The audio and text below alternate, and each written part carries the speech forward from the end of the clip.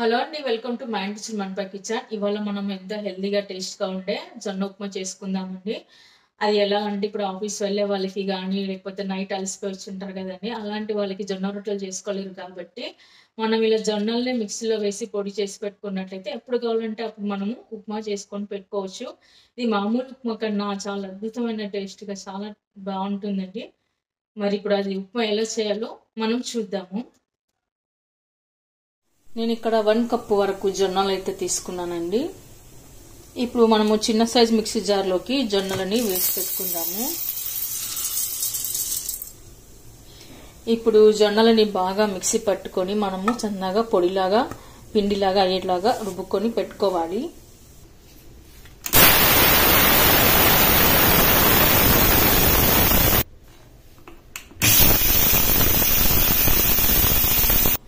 ఇప్పుడు మరొకసారి స్మూత్గా పెట్టుకుందామండి. మరి మనకు జొన్న పిండి ఎలా ఉంటుందో అలా రావాలన్నమాట. ఇంకొకసారి మిక్సీ పట్టి పెట్టుకుందాము.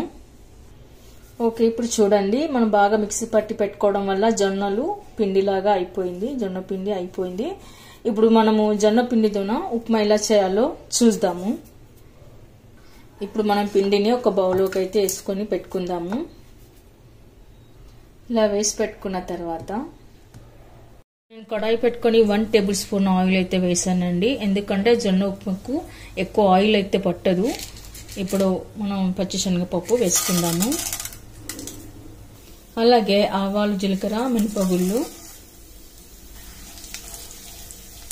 వేసుకున్న తర్వాత కట్ చేసి పెట్టుకున్న కరివేపాకు, ఆ తర్వాత సన్నగా కట్ చేసి పెట్టుకున్న ఆనియన్ కూడా వేసుకోవాలి. ఆ తర్వాత గ్రీన్ చిల్లీ, క్యారెట్, బఠానీ ఇప్పుడు ఒకసారి కలుపుకొని పెట్టుకుందాము. ఇప్పుడు మీ దగ్గర క్యారెట్, బఠానీ లేకపోతే అలాగే సింపుల్గా కూడా చేసుకోవచ్చండి. ఆనియన్, గ్రీన్ చిల్లీ వేసుకొని కూడా సింపుల్గా కూడా చేసుకోవచ్చు. కానీ ఇవన్నీ వేయడం వల్ల ఏమంటే మరింత టేస్ట్ వస్తుంది ఉప్మాకి. ఆ తర్వాత టమాటా, ఇప్పుడు టమాటాలోని పచ్చివాసన పోయే వరకు కలుపుకొని పెట్టుకోవాలి. సాల్ట్ తగినంత. ఇప్పుడు మనం ఏ కప్పుతో అయితే పిండి తీసుకున్నామో, జొన్నలు తీసుకున్నామో అదే కప్పుతో 1.5 కప్పు వాటర్ వేయాలండి. చూడండి, వాటర్ ఇక్కడ కరెక్ట్గా చూడాలి. 1 కప్పు వరకు అయితే వాటర్ తీసుకున్నాను. 1.5 కప్పు పడుతుందండి. 1 కప్పు జొన్న పిండికి 1.5 కప్పు వాటర్ పడుతుంది. చూడండి, కరెక్ట్గా 1/2 కప్పు వరకు అయితే వాటర్ తీసుకున్నాను. వాటర్ ఎక్కువైనా ఉప్మాకు పర్ఫెక్ట్గా రాదండి, మెత్తగా వస్తుంది. కరెక్ట్గా వేసుకోవాలి ఇక్కడ మనం వాటర్. ఒకసారి కలుపుకొని పెట్టుకుందాము. ఇది కొద్దిగా ఎసరు వచ్చే వరకు, మరిగే వరకు పెట్టుకోవాలి మనము. ఇప్పుడు మనము కరెక్ట్గా జొన్నపిండి ఎంత తీసుకోవాలో తీసుకుందాము, చూద్దాము. ఇక్కడ నాకు 2 కప్పుల వరకు అయితే పిండి వచ్చింది. ఇప్పుడు కరెక్ట్ కప్పు తీసుకోవాలండి. కప్పు తీసుకొని మనం కరెక్ట్గా పిండి ఎట్లా వేయాలో చూద్దాము. ఇక్కడ నేను కరెక్ట్గా 1 కప్పు వరకు అయితే పిండి తీసుకుంటున్నాను. పిండి మరీ వత్తి పట్టి వేయరాదు, కరెక్ట్గా ఇలా పొడి పొడిగా వేయాలి. కప్పులోకి పిండి ఎంత పడితే అంత కరెక్ట్గా వేసుకోవాలండి. ఏమాత్రం తేడా వచ్చినా మనకు ఉప్మా అనేది పర్ఫెక్ట్గా రాదు. ఇలా కరెక్ట్గా వేసుకోవాలి. 1 కప్పు వరకు వేస్తే సరిపోతుంది.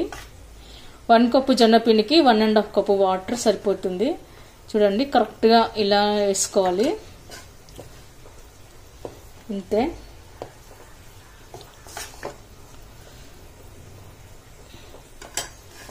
ఇది కరెక్ట్ కొలత అండి.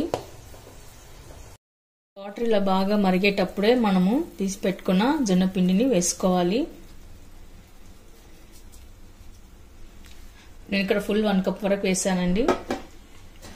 తర్వాత పిండిని మనం కలుపుకోవాలి. మంటను మీడియం ఫ్లేమ్ పెట్టుకొని నిదానంగా మెల్లిగా కలుపుకోవాలి. ఎక్కడ ఉండలేకుండా మనం కలుపుకొని పెట్టుకుందాము.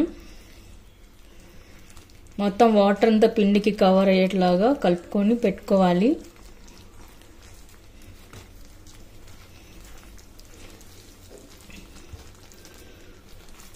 ఇలా మొత్తం తీసుకొని ఇలా ఒత్తుకుంటూ కలుపుకోవాలి. మనకి ఎక్కడ పిండి ఉన్నా ఇలా వాటర్లంతా కలిసేట్లాగా చేసుకొని పెట్టుకోవాలి. అప్పుడు పర్ఫెక్ట్గా వస్తుంది మనకు ఉప్మా అనేది. సాఫ్ట్గా మృదువుగా చాలా బాగుంటుంది. చూడండి ఇలా మొత్తం కలుపుకొని పెట్టుకున్నాం మనం. చూడండి ఇలా ఉప్మా అంతా దగ్గర అయ్యే వరకు కలుపుకొని పెట్టుకోవాలి.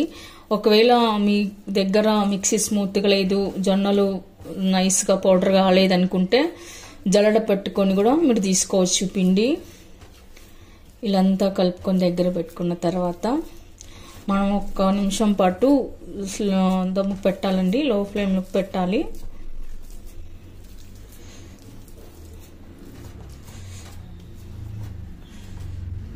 తర్వాత పైన కొత్తిమీర వేసి పెట్టుకుందాము. ఉప్మా అయితే రెడీ అయిపోయిందండి. ఇప్పుడు సర్వింగ్ ప్లేట్లోకి తీసుకుందాము. అండి సర్వింగ్ ప్లేట్లోకి అయితే తీసుకున్నాను. ఈ ఉప్మా మామూలు ఉప్మా కన్నా చాలా టేస్టీగా డిఫరెంట్గా చాలా బాగుంటుందండి. చాలా సూపర్గా ఉంటుంది. చూడండి ఏమాత్రం మనకి ఇక్కడ జొన్నలతో చేసినట్లుగానే అనిపించదు. చూడండి అసలు చేతికి ఏం అంటుకోదు. అంత సాఫ్ట్గా మృదుగా అంత చాలా బాగుంటుందండి ఈ ఉప్మా. ఓకే అండి, చూసారుగా ఉప్మా అయితే రెడీ అయిపోయింది. ఎప్పుడెప్పుడు తినాలనిపిస్తుంది. చాలా టేస్ట్గా చాలా బాగుందండి. వీక్లీ వారంలో ఒక 3 సార్లు చేసుకోండి. మా ఇంట్లో అయితే నేను ఖచ్చితంగా 3 టైమ్స్ అయితే చేస్తానండి.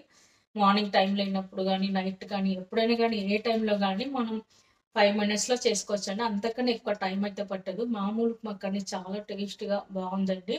మామూలుగా డైటింగ్ చేసే వాళ్ళకి కానీ, ఎక్కువగా ఆకలి వేసే వాళ్ళకి కానీ, డైట్ చేసే వాళ్ళకి కానీ ఇది తిన్నట్లయితే త్వరగా ఆకలి కూడా వేయదండి. డైట్ కూడా కంట్రోల్లో ఉంటుంది. మధుమేహ వాళ్ళు కూడా చాలా మంచిదండి. చాలా హెల్త్కి మంచిది. ఒకసారి అయితే ఉప్మాని టేస్ట్ చేద్దామండి.